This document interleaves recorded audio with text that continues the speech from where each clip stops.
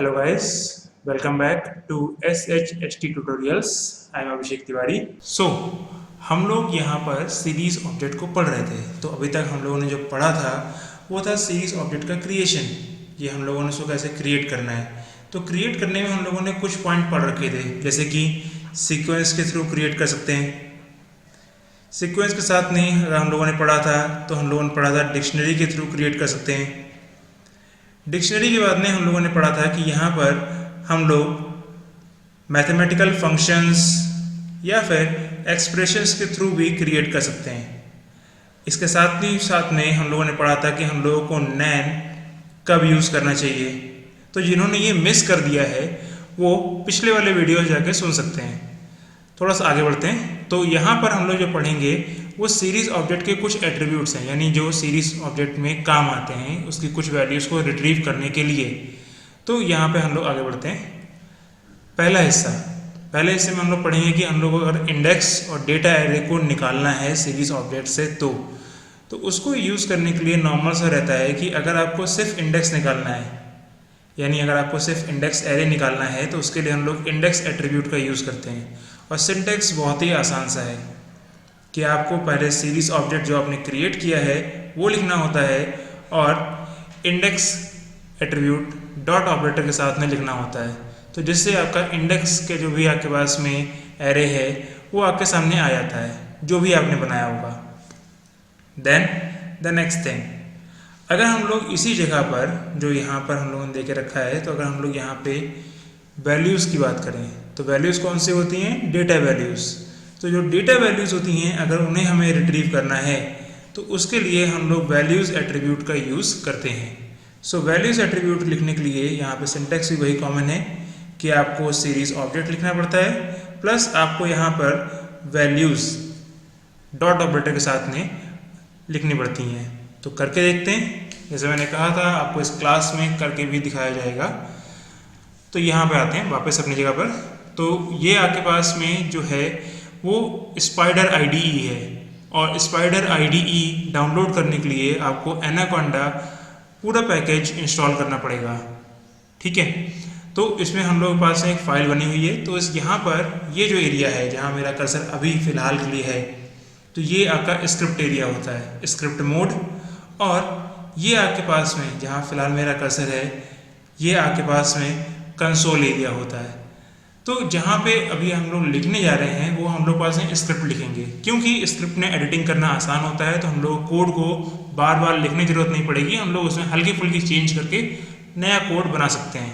इसलिए script mode prefer करने में कोई बुराई नहीं है. ठीक है. करने के लिए कंसोल पे कर सकते हैं, लेकिन लाइन बाय लाइन और प्रीवियस लाइन यूज़ नहीं हो पाएगी जल्दी. उसे कॉपी करके वहाँ पेस्ट करना पड़ेगा जहाँ पे नई वाली लाइन आपको लानी है. तो हम लोग यहाँ पे यूज़ करते हैं. जैसे कि यहाँ पे पहले हम लोग दोनों आपके पास में जो मॉड्यूल्स हैं उन्हें इंपोर्ट कर लेते हैं. So numpy as np and import pandas as pd. ये इंपोर्ट हो गए. इंपोर्ट होने के बाद नेक्स्ट काम आता है. ये जो वार्निंग साइन आ रहा है आपके पास में ये तब तक आता रहेगा जब तक आप इन दोनों मॉड्यूल्स का कोई ना कोई यूज़ नहीं कर लेते. तो फिलहाल के लिए हम सिर्फ जो यूज़ करने जा रहे हैं दोनों कर लेते हैं. चलो मान लेते हैं. तो पहले एक एरे बनाते हैं numpy से. तो ये रहा आपका numpy array for the range 1 to 10. तो ये 1 से लेकर 9 तक की सभी वैल्यूज़ का एक एरे बना देगा.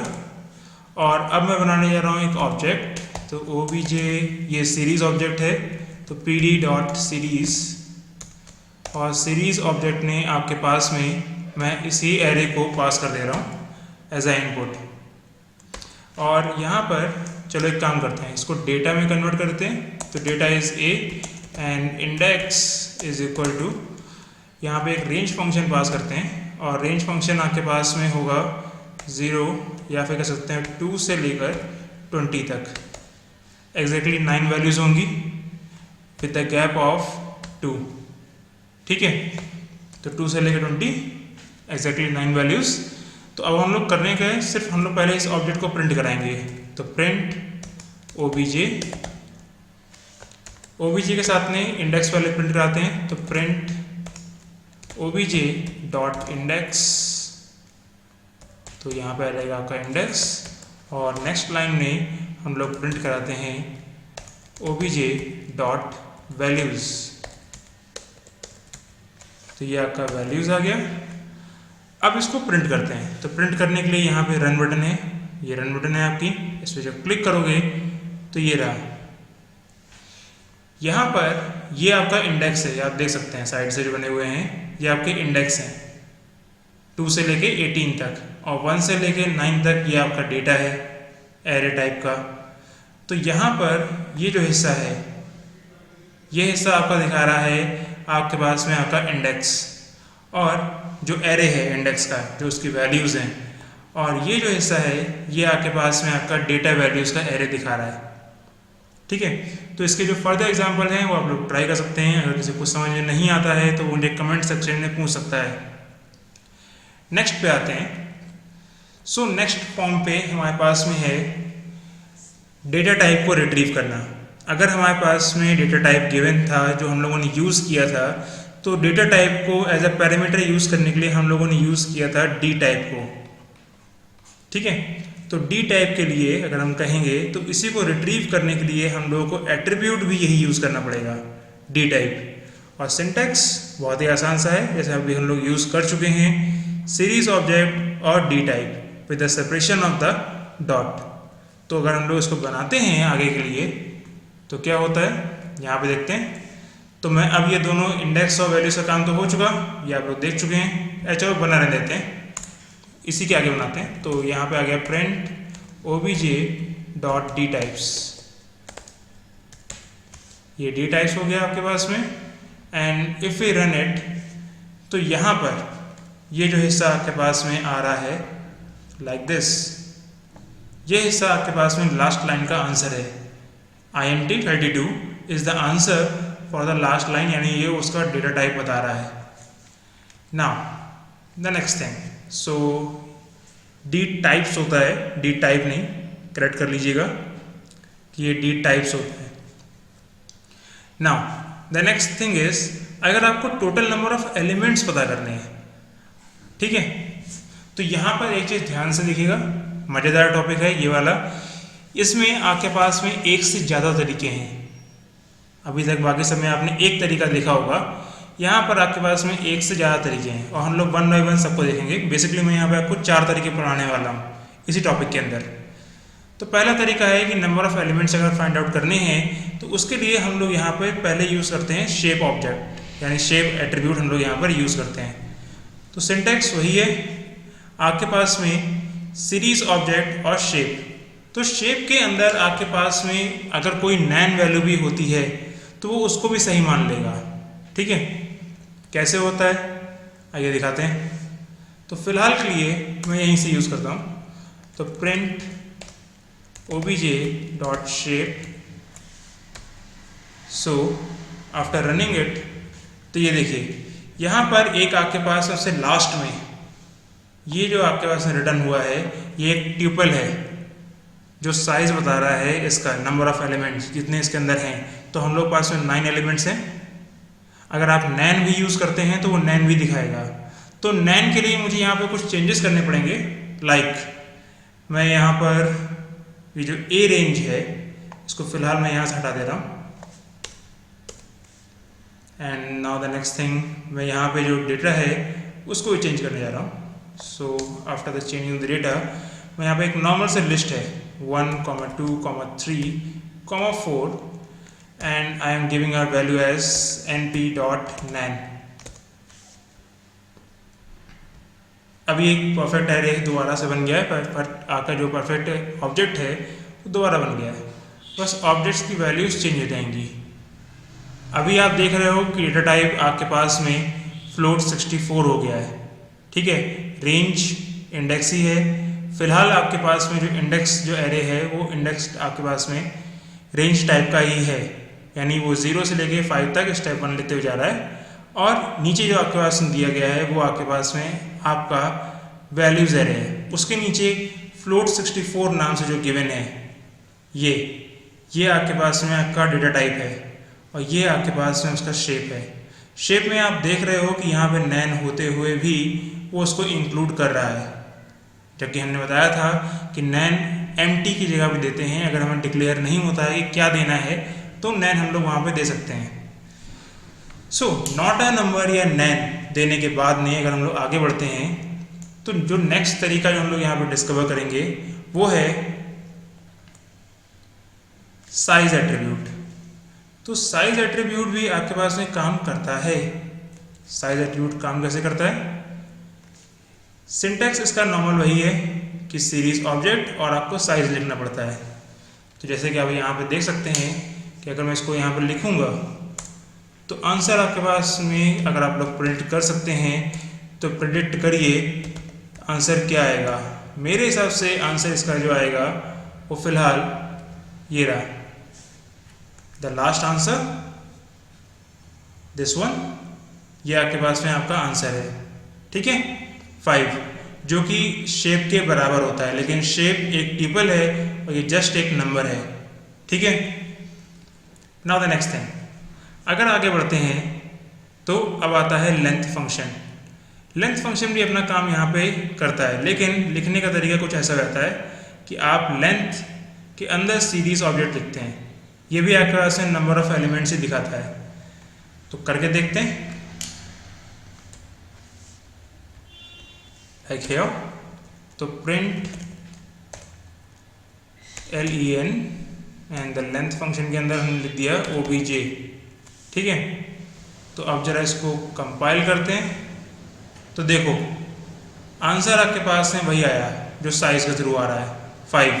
नाउ द नेक्स्ट थिंग, अगर आपको डायमेंशन जानने हैं या नंबर ऑफ बाइट्स जानने हैं जो आपके पास में आपके सीरीज ऑब्जेक्ट ने कवर करके रखा हुआ है तो हम लोग यहीं से आगे बढ़ते हैं। तो हम लोग यहाँ पे देखते हैं कि आपके पास में सीरीज ऑब्जेक्ट डॉट एंडिम नाम से जो फंक्शन है ये आपका डायमेंशन दिखाता है। ये जो आपका एट्रीब्यूट है ये आपका क्या दिखाएगा? डायमेंशन। तो डायमेंशन दिखाने के लिए अगर हम लोग यहीं पर चेंजेस करते हैं तो obj.ndim कर लेते हैं। तो अब अगर हम इसको पास करते हैं या रन कराते हैं तो आप यहाँ पर ये देखिए, ये जो आंसर है ये नंबर ऑफ डायमेंशन है। ये सिंगल डायमेंशन है, मतलब ये आपके पास में सिंगल कॉलम के अंदर काम कर रहा है, ठीक है। सीरीज है, मैंने आपको पहले बताया था ये सिंगल डायमेंशन में काम करता है। फिर जो नेक्स्ट है हमारे पास में वो है आपके पास में टोटल नंबर ऑफ बाइट्स। अगर आपको पता करनी है कि आपके सीरीज ऑब्जेक्ट ने कितनी ले रखी हैं तो हम लोग n बाइट्स नाम का एट्रीब्यूट है उसे यूज़ करते हैं। तो सिंटैक्स कुछ आपके पास में यहाँ पे गिवन है, ठीक है। तो इसको हम लोग लिखते हैं तो आता है प्रिंट obj.n बाइट्स। तो अगर हम लोग यहाँ पे n बाइट्स लिख देते हैं तो क्या होता है? Let's check it. सो ये देखिए, ये आपका नंबर ऑफ बाइट्स है, टोटल नंबर ऑफ बाइट्स जो यहाँ पे कवर हो रखी गई हैं। अब थोड़ा सा आगे बढ़ते हैं। अगर आपको एम्प्टीनेस चेक करनी है कि क्या सीरीज ऑब्जेक्ट एम्प्टी है या नहीं है, या उसमें नैन प्रेजेंट है या नहीं है, तो नैन वाला तो अभी देख सकते हैं तुरंत।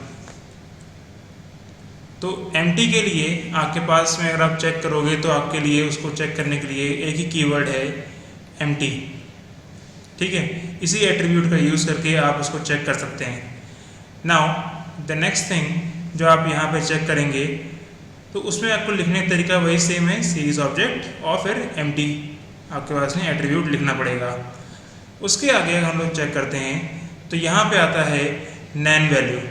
आपके ऑब्जेक्ट में अगर नैन वैल्यू है या नहीं है तो उसके लिए आपके पास में एट्रीब्यूट आता है हैज नैन्स। तो उसको यहाँ पे रन करा के देखते हैं। हैज नैन्स के लिए पहले हम लोग डायरेक्टली यहीं पे रन कर देते हैं इसको। तो आ जाएगा प्रिंट obj.hasNames, और hasNames को अगर हम लोग रन कराते हैं तो देखो यहाँ पे आ गया ट्रू, क्योंकि हमारे पास में नैन है, ठीक है। ये हमारे पास में ट्रू आ गया। अब अगर हम लोग यहाँ से ये नैन ऑब्जेक्ट हटा देते हैं, ये हमारे पास में जो नैन था वो की यहाँ से वैल्यू हटा दी। अब अगर इसको हम रन कराते हैं तो देखिए ये क्या हो गया, ये फॉल्स हो गया। हैज नैन्स वाला ऐसा फॉल्स हो गया। अब इस कोड को मैं पूरा डिलीट कर रहा हूँ क्योंकि मुझे इस ऑब्जेक्ट को फिलहाल के लिए ब्लैंक करना है। ठीक है। और अब हम लोग यहाँ प्रिंट करने जा रहे हैं obj.empty। अगर empty हुआ तो इसका आंसर ट्रू आएगा, अगर नहीं हुआ तो फॉल्स आ जाएगा। तो जस्ट रन इट।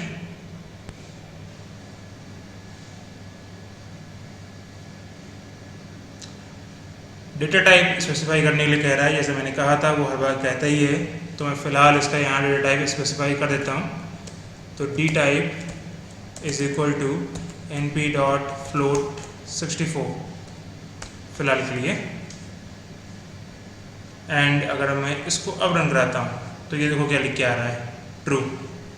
यानी ये आपके पास में डेटा टाइप जो है वो फ़िलहाल के लिए क्या है, या जो आपके पास सीरीज ऑब्जेक्ट है वो फ़िलहाल के लिए ब्लैंक है, इसके अंदर कोई भी डेटा नहीं दिया गया है। सो यहाँ पर आपके पास में जो वैल्यूज़ हैं या जो एट्रीब्यूट्स हैं वो आपके पास में फ़िलहाल के लिए आज के लिए यहीं पे एंड अप हो रहे हैं। हम लोग इसके आगे का हिस्सा नेक्स्ट क्लास में कवर करेंगे। अगर आपको कोई प्रॉब्लम है या कोई सजेशन है मेरे वीडियो के लिए लेकर, तो आप मुझे मेरे कमेंट बॉक्स में लिखकर बता सकते हैं। प्लस द नेक्स्ट थिंग, अगर आपको वीडियो समझ में आता है तो आप इसे लाइक करिए, सब्सक्राइब करिए और जितना हो सके उतना शेयर करिए। So thank you, next class में मिलते हैं।